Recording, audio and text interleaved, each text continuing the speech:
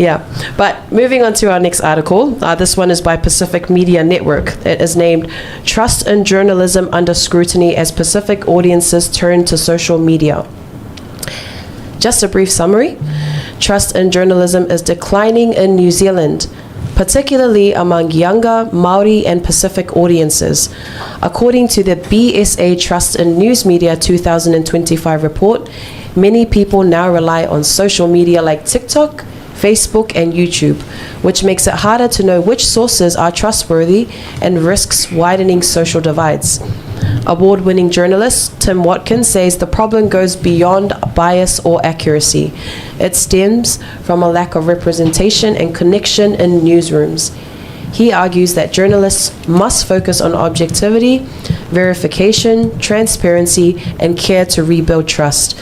The BSA notes that misinformation and emotionally charged reporting during the COVID-19 and political debates have eroded confidence and urges media to separate news from opinion, prioritize transparency, and correct mistakes promptly. Ja, ele se fasili tu tasiele ya tawa. Awa o po moli ma o puto tino o sili atu na mo ima le leiso eso e nga TikTok. Ma le social media. Nailo le tolo. Nailo le telefone yo fainga isi mainstream ya to sila la o pe tatu tara do for observer bana towa Tusitusiga. First and foremost lei masesi wasau. Kokongi ko pepe afape sa e asir parmia ma fai se fatala noanga io me umana to te mana na o fatita inga langa wo a to fia mana na to te sila mongi pe o nga olonga ao pe ye mangisi ko inga nga se ngasele ko ke ka mo fai fatupu mai ma ai se ala ina po yesu to so upu nei halo sa ili le na va ne maringa fisilia con koe fisilia baiava fisilisca o ele foi pokala me me kere malanga mai ngesa o e faso kai mi male parmia fa karangoa ya le sila va nga to no le atu ma o le foi la ngai visikoka o ngai ye ya la mire sa vai parmia a foi la na sa te taula na faila na wa ole article le mai hana ole tūlanga foi lele ua matua le mautonu po fetu le sa wele sos o to inga news sa o news io e bon quale ia pela New Zealand Herald o Pacific Media ma le Radio New Zealand ma fanga ma TV ngusila o ngai ka ke confirm ngai wa o fai kau i le social media ia e me le mo ka ko aku o Samoa When they also social media mainstream, if we au mai nga fa nga social media. Ko fa nga social media, le lenga nga ka ko pisa ma fa le kongo, ma pio mai news le observer. Ai wala ko fa nga inga le ngoa wo pisa ngo fo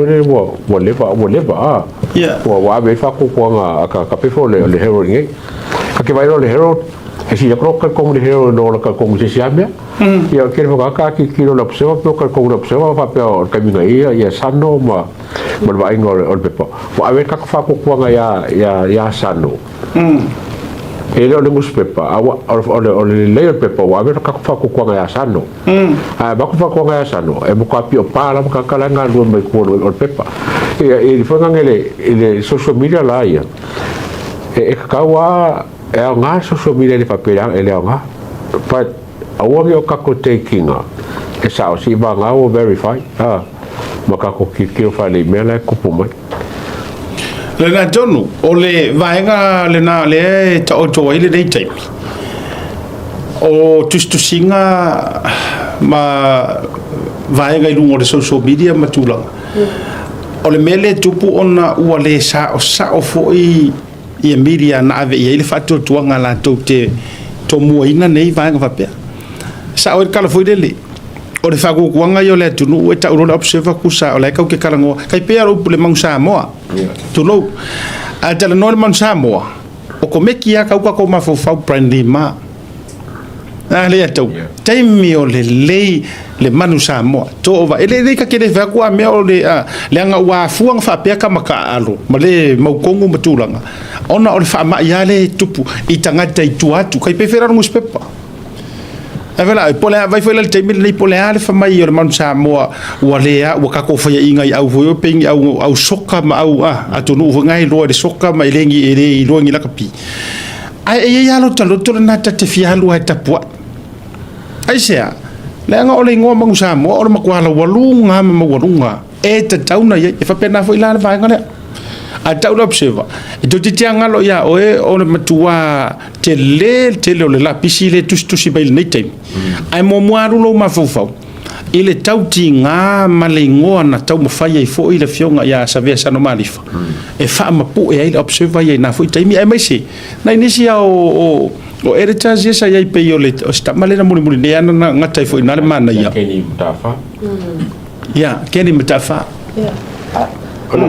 Okay, foco inga mengi social media. Fai mo live linga ele pelo. Que sa o ka mela fai mai. Me yo kuskusinga fonga e ka ele 50-50 o menga ale live la ko ele venga pelo live. Yeah, Hannah. I will also say that this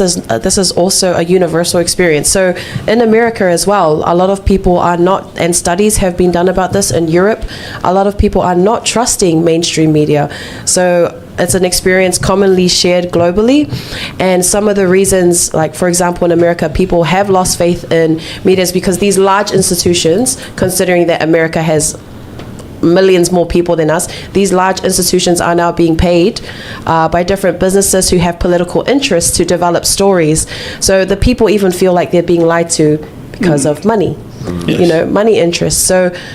something to take into consideration now. Yeah, lena tonu winga. E tau te matala fo ima tantou no vai tu foi pe ile article le na share mai fo ie o le botali mai ofisa o le fionga le minister ya na rosa Yes. ai ima article le na share mai lunga e le fionga le minister o onga Oh yes. e winga la vai mata upuya na That is my next article that I wanted to get into, which is which follows perfectly. So this one is from Samoa Observer. It's called Expectations of Truth and the Hard Role of Watchdogs. I actually didn't want to focus on this. Just a brief summary. The article argues that for a healthy democracy in Samoa, the media must be able to investigate and report freely and fairly, and the government must be transparent and accountable. Without integrity and trust on both sides, the system falters. But I wanted to bring up Alec Ikeroma's post on Facebook. He shared this on his personal profile. And in response to the article, he writes, "We all recognize the important and lofty role of the media in a democracy, to inform, educate, and hold power to account. But who holds the media itself to account? Increasingly, we see instances where certain outlets appear to abandon professionalism, publishing manufactured or distorted news driven by an agenda, not to inform or critique constructively, but to ridicule and slander the government. When such behavior persists, it undermines public trust and the integrity of journalism itself. In such circumstances, it seems inevitable that the courts will have to serve as the ultimate check, ensuring accountability, fairness, and respect for the truth in media conduct." Yeah, taua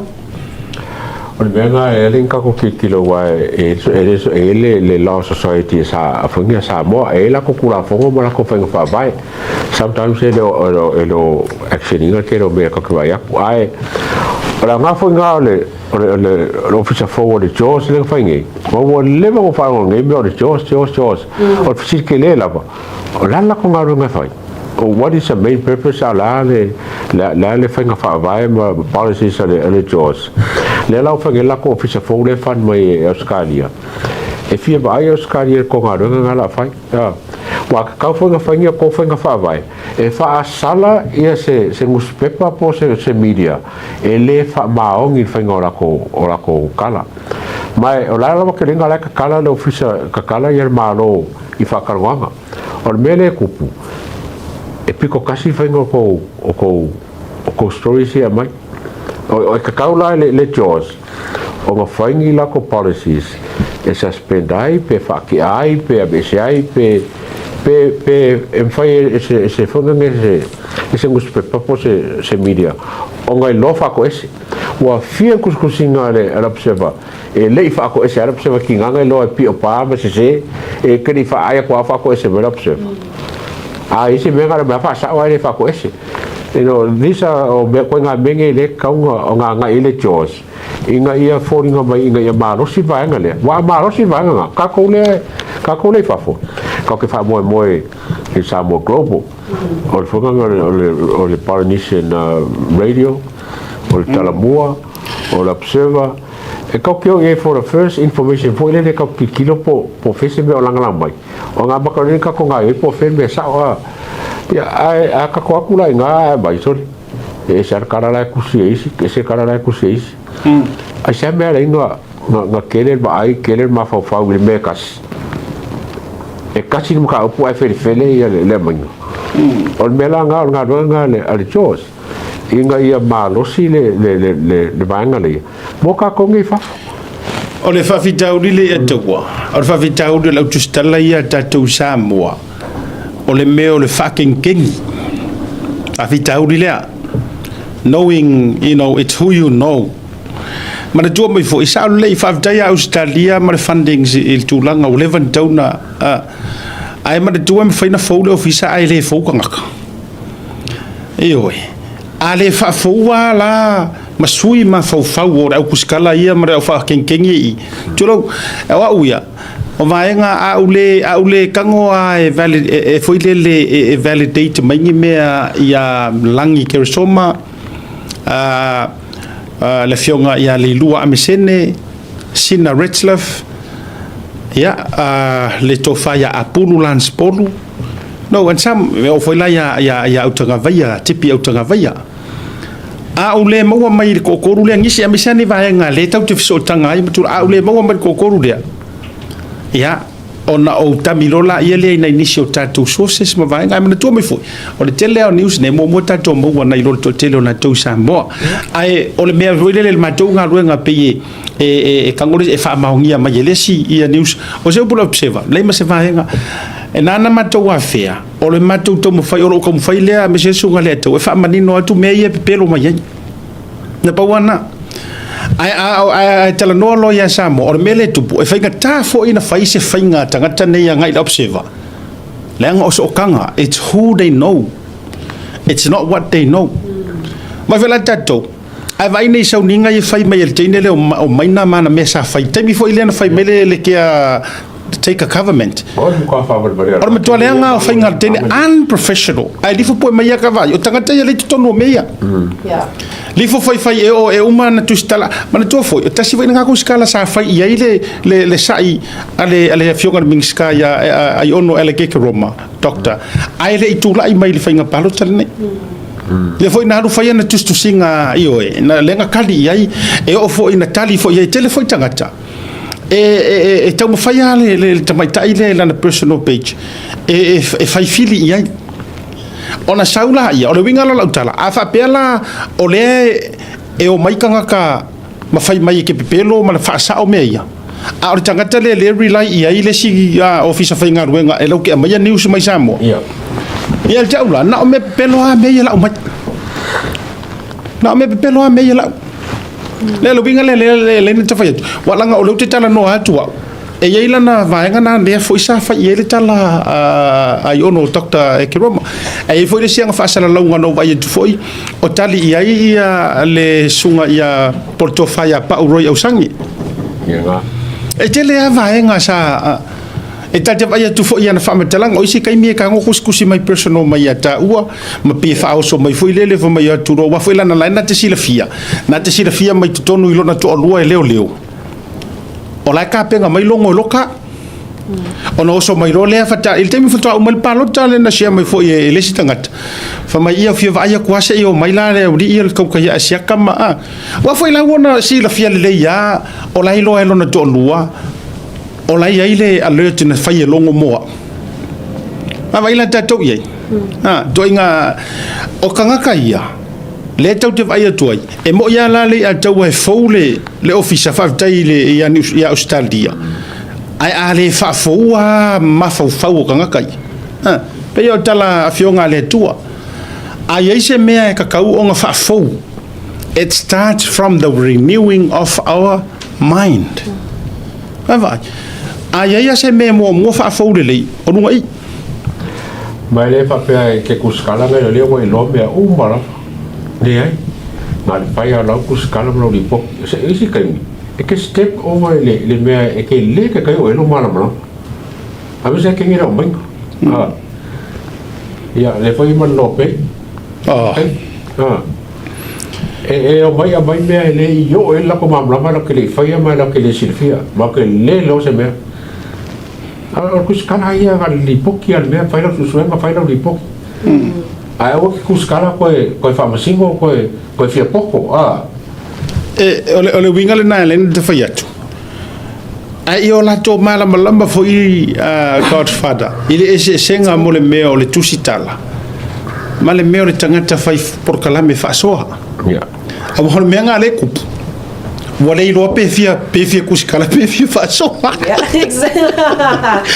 Exactly. And there is actually a growing interest of people who now want to go away from journalism because it restricts what they can share, how they write their story, and they'd prefer to go into podcasting because they have full control of the truth that they're able to tell. Lena tonua, tasina le me, le la ka go fi famangingo go au ka ka ka go me fai donga. Ai fa mole. Le ai, a fa ya o kuskus. Le. Focus le menga kuskusi. Ya. Ai le se me ke o so me foi no fora le mo tita alo dua. Man tou faso ai fi faso. Ya, ku kuskusinga. Ai me ia runga fa singa faso ma fa sa por kala me pena. Ai avaya o loa tiute ia na vatuna o le na o tusi mal tustala. E faila ia le tulanga o FX ma me o ma lava nai pa pui ma tulanga e fal tula fonoi ma lima tai nai. Armele wa ile lo kele pe e ke vivela pe ke malidi. Ya paulanga o mesa. O le uma e wasa wilo lo musa o le. Absolutely. And, sorry. And media is such a it's a career that a lot of people look up to because it's a very seen career. You're in front of people's eyes, you get a lot of attention, and at first that can seem very attracting for someone, but before getting into the role as well, I think a good thing to ask is why you're going into journalism, why you're going into podcasting, and ask yourself those questions because it'll prevent you from making very stupid decisions when you go into that job. Like Lea Tau was speaking about minor. Those are the kinds of things when you don't have purpose or why you're in there, you end up making very sad mistakes. And then it's a bad flow and effect on the people. But yeah, I would say. O feri, o tau le te mai ni fasala longa pulo tu. E se me o ko pulo fale. E o voi kasi nga ka la susu e kupea. Pe wa le ko ro ye ale ko ye ya funga ya kula epa ma limongi ma fonko ma mowaki ye wo ma fo ka pungi la episnis wa me vanga ma we lo e funga ngele o kanga le pa ele no la uringa ka pungi ya pa pera fo mo ko vinga la ele o ka kanga ka pungi lo ye wa o ye Hana wa isi tato article fa umama. I have one more final article. Last Friday, I shared with you guys the opinion piece from Umi Fuimono, still trying to figure out who that is, how he criticized Muripola Ana Rosa about her budget, how she handled it. So our awesome finance minister has responded in a letter and in summary. She writes, in response to the criticism on the Minister of Finance, the office emphasizes that managing the national budget is a complex task requiring technical skills, careful coordination, and the balancing of completing priorities. Constructive debate is welcomed, but it should be grounded in respect, supporting accountability and sound management rather than undermining leadership. Leadership is portrayed as quiet, persistent service with careful stewardship for the benefit of all Samoans. The statement also calls on Parliament, the media, and the public to act responsibly, to inform and build rather than inflame, and to work together to serve Samoa and future generations. Like I mentioned before, Umi Fuimono sent a letter to Samoa Observer, and all he did was criticize. If we could bring up this screenshot, please, Jake, of Yes. So if you look at the language being used here, it's very, very critical of Ana Rosa, and just they say that she's awkward, that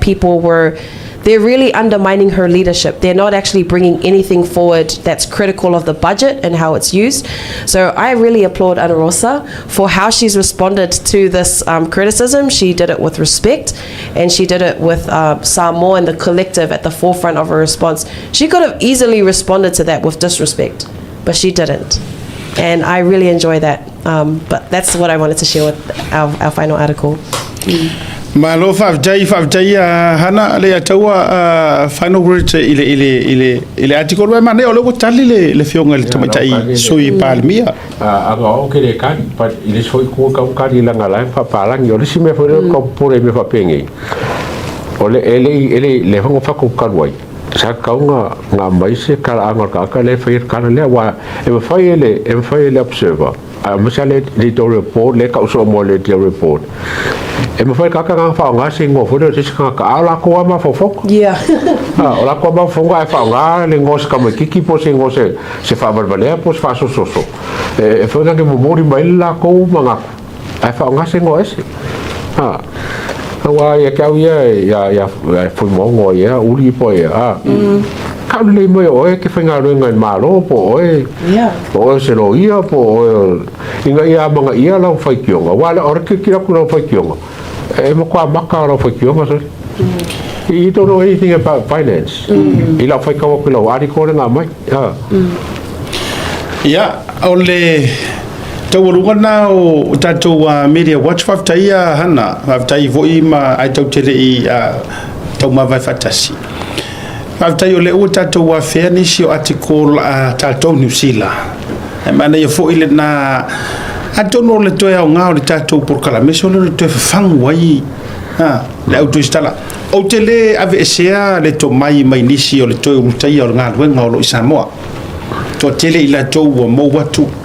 ile isi tu le veli ila to o lo wa tau le penga e pe o tala le penga o pili o lo soifua o matutua a o lae wa mai ala la tutua faftai tele le tau tinga maranga patia o lo i foi ni so lo fa o pe la vale ni time ai ia te o le ua tu le malo sui pe fa o foi o finga malo al fast le ua pale me mai le sunga la o le mali toa